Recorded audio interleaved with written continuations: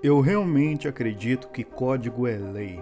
É muito melhor que você coloque strings do que cláusulas em alguma relação comercial. Isso é óbvio. Strings não erram e não estão submetidas a um julgamento arbitrário de uma corte. Com base nisso, nessa captura do que a gente considera sistema legado pelo sistema mais moderno, o sistema cripto, e o sistema de código, o sistema de programação, de engenharia, de IT, enfim, a gente precisa definir uma coisa que vai ser muito importante para daqui a uns anos. A diferença entre privacidade, segurança e anonimato. Vamos começar pela definição que eu mais gosto, que é a definição de anonimato. Muita gente pensa que anonimato é ninguém saber quem está por trás de algo, ou ninguém saber quem você é. Ou você tem um nome e ninguém saber quem está por trás desse nome. Por exemplo, o nickname de um jogo online, ou um usuário do Reddit, ou um usuário do X, enfim, um usuário social, qualquer coisa disso. E não, isso é pseudo-anonimato. E eu quero explicar isso agora. O anonimato pleno é quando eu nunca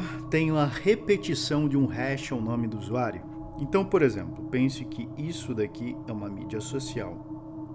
E sempre que eu acesso essa mídia social, eu tenho, por exemplo, um novo usuário sendo atribuído a mim. Eu nunca tenho o mesmo usuário sendo repetido. Uma vez eu sou X, outra vez eu sou Y, outra vez eu sou Z. Mas eu não tenho um nickname único, por exemplo, ABC. Se eu tenho somente um usuário único comunicando com essa plataforma ou com essa entidade, no caso, eu tenho um pseudo-anonimato. Eu não tenho um anonimato pleno nessa estrutura, nessa entidade, nessa mídia social. Isso é uma condição primordial para que você entenda design de sistemas e tudo mais.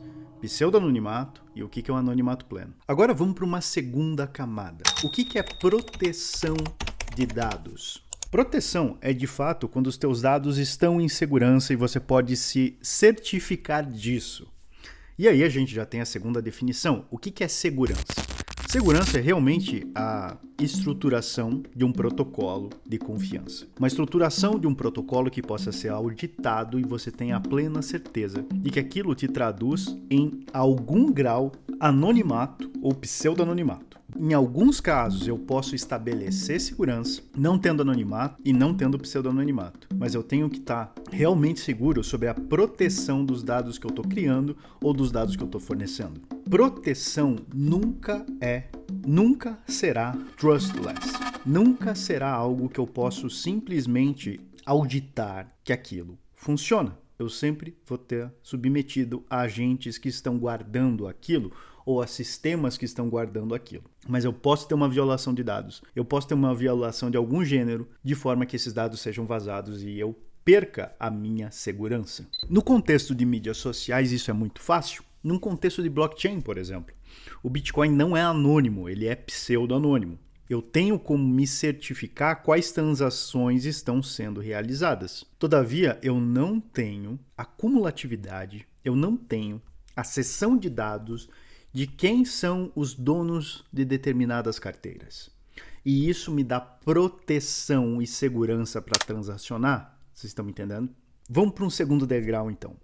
A partir do momento que eu crio uma empresa, essa empresa começa a deter ativos e eu vou lá e declaro essa empresa no meu imposto de renda. Eu não estou tendo segurança, eu não estou tendo proteção e eu não estou tendo anonimato nem pseudo-anonimato. Eu estou me baseando unicamente numa interpretação jurídica de que aqueles bens estão de fato seguros, coisa que a gente sabe que não estão. Isso no Brasil, isso na Latam, isso nos Estados Unidos, isso em qualquer jurisdição do mundo. A partir do momento que eu tenho exposição pública dos meus dados, não existe segurança, não existe privacidade. E agora nós temos também um outro termo que é muito interessante. Privacidade. O que ela de fato é? A privacidade existe num sistema onde eu não tenho anonimato e nem pseudo-anonimato. Mas eu tenho a confiança que um ente vai respeitar o tratado de não violação ou não publicação desses dados que eu estou cedendo para ele.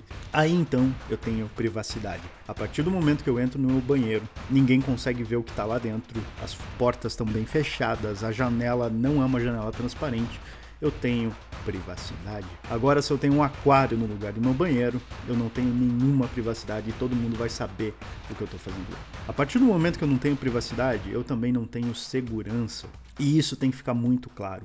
Muita gente usa aquela máxima, né? Aquela frase comumente repetida aí no Brasil: se eu não devo, eu não temo. Não tem a ver com dever. Tem a ver com respeito, tem a ver com segurança. A partir do momento que tudo é público, nada está seguro. Isso é uma definição de arquitetura de sistemas. E perceba, eu não estou falando em não auditoria. Eu posso muito bem criar um sistema auditável que ainda é seguro, que ainda é protegido e que ainda garante a minha privacidade. O que existe no sistema moderno de autodeclaração, de autocessão de dados, é unicamente exposição. É unicamente um sistema falido, um sistema que não funciona. Ou seja, a partir do momento que eu tenho entidades no exterior, a partir do momento que eu tenho bens no exterior, e eu sei que comumente esses bens são vazados à medida que eu os declaro. Existem números, existem centenas de casos de vazamento de imposto de renda, de vazamento de informações que deveriam ser privadas no Brasil. E esses casos também existem nos Estados Unidos e em muitas outras nações.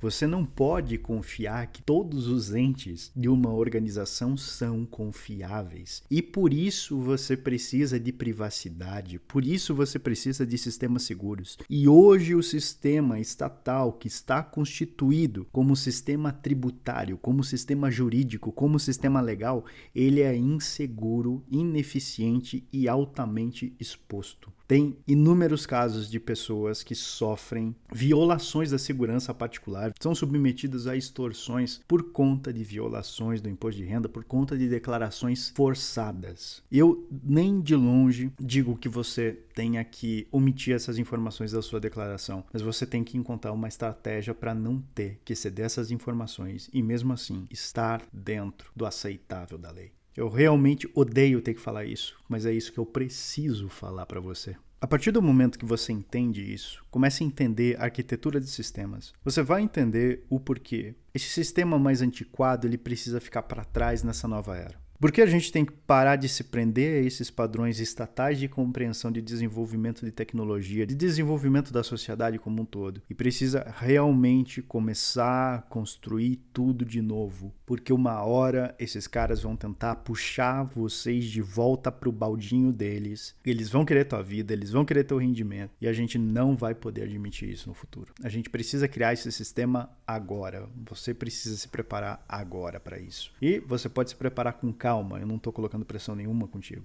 Eu sei que está na moda, por exemplo, muita gente vender para vocês proteção patrimonial. Mas entendam que pelas definições que eu acabei de passar aqui para vocês, a proteção patrimonial dentro desse sistema lá é impossível por definição. Por definição etimológica. Proteção tem a ver com protegere. Eu estudei latim, mas a minha pronúncia latina sempre foi péssima, tá bom? O pro de protegere significa à frente. Tegere significa cobrir. Ou seja, é cobrir a frente, é necessariamente ocultar. Ou seja, tem algum grau de anonimato na proteção. Sem anonimato, sem proteção. Estou falando só da etimologia da palavra. Não estou nem entrando em aspectos jurídicos dela. Não quero me estender nesse vídeo para não parecer um velho chato. Sempre lembre disso. Tudo que está público não é seguro. Se você precisa de uma consulta para o teu caso, precisa que eu analise a tua estrutura empresarial, o teu setup de cripto, tem um link aqui abaixo onde você pode marcar uma consulta diretamente comigo. Se você quer criar uma estrutura offshore, uma estrutura realmente anônima, tem um link aqui abaixo onde você pode abrir uma soft structure. E se você quer ir mais a fundo em todos esses aspectos, tem um link aqui abaixo onde você pode